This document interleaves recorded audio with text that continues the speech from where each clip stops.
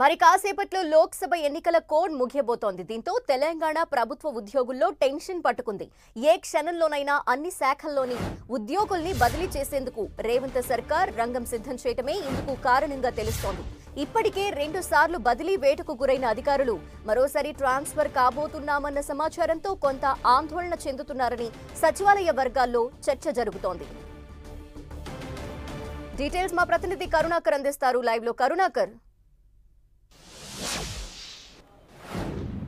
ధనలక్ష్మి, తెలంగాణతో పాటు దేశవ్యాప్తంగా మరి కాసేపట్లో లోక్సభ ఎన్నికల కోడ్ ముగియబోతుంది. సాయంత్రం 5 గంటలకి కోడ్ ముగిసిన వెంటనే పూర్తి స్థాయిలో పాలనపై దృష్టి పెట్టాలని చెప్పి ఇప్పటికే తెలంగాణ ముఖ్యమంత్రి రేవంత్ రెడ్డి నిర్ణయం తీసుకున్నారు. ఈ మేరకు పాలనకు సహకరించే అధికారులు ఎవరు, పాలనకు ఎవరైతే ఆటంకాలు కలిగిస్తున్నారో ఇటువంటి అంశాలపై పూర్తి స్థాయిలో ఇప్పటికే రేవంత్ రెడ్డి కసరత్తు చేశారు. దీంతో ఈరోజు సాయంత్రం నుంచి ఏ క్షణంలోనైనా పూర్తి స్థాయిలో అధికారుల బదిలీలకు సంబంధించిన ఉత్తర్వులు వెలువడే అవకాశం కనిపిస్తుంది. ఇప్పటికే మనం చూసాం, రేవంత్ రెడ్డి ముఖ్యమంత్రిగా పదవి బాధ్యతలు స్వీకరించి కాంగ్రెస్ పార్టీ ప్రభుత్వం తెలంగాణలో ఏర్పడిన తర్వాత ఇప్పటికే చాలా శాఖల్లో చాలా కీలకమైన అధికారులను ఇప్పటికే 2 సార్లు బదిలీ చేశారు.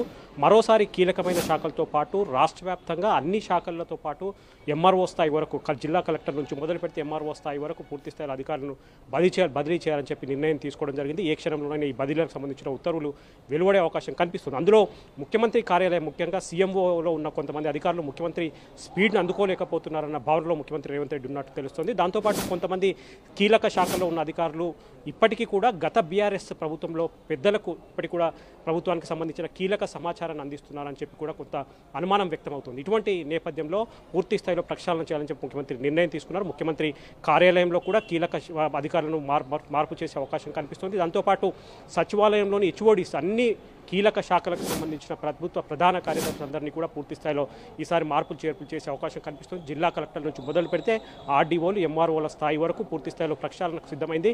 ఇప్పటికే రేవంత్ రెడ్డి దీనిపై కసరత్తు చేసి ప్రభుత్వ ప్రధాన కార్యదర్శి సిఎస్ శాంతకుమారికి ఇప్పటికే స్పష్టమైన ఆదేశాలు ఇచ్చినట్టు తెలుస్తుంది. ఈ ఆదేశాల మేరకు ఇప్పటికే ఎవరెవరిని ఏ శాఖలకు బదిలీ చేయాలన్న దానిపై స్పష్టతతో కొన్ని ఇప్పటికే ఫైల్స్ అన్ని కూడా సిద్ధమైనట్టు తెలుస్తుంది. కాబట్టి సాయంత్రం 5 గంటలకు లోక్సభ ఎన్నికల కోడ్ ముయ్యగానే ఏ క్షణంలోనైనా బదిలీలకు సంబంధించిన ఉత్తర్వులన్నీ కూడా వరుసగా వెలువడే అవకాశం స్పష్టంగా కనిపిస్తుంది. అయితే కరుణాకర్, అంటే ఏ శాఖల్లో బదిలీలు ఉండొచ్చని భావిస్తున్నారు?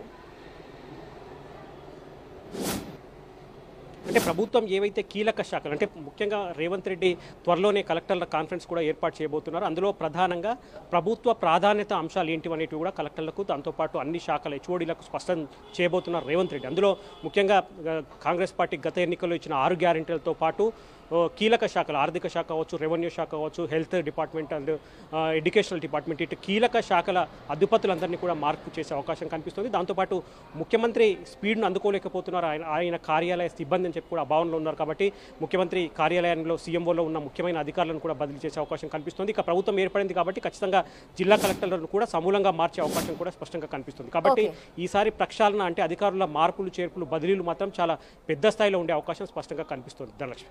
Thank you Karunakar.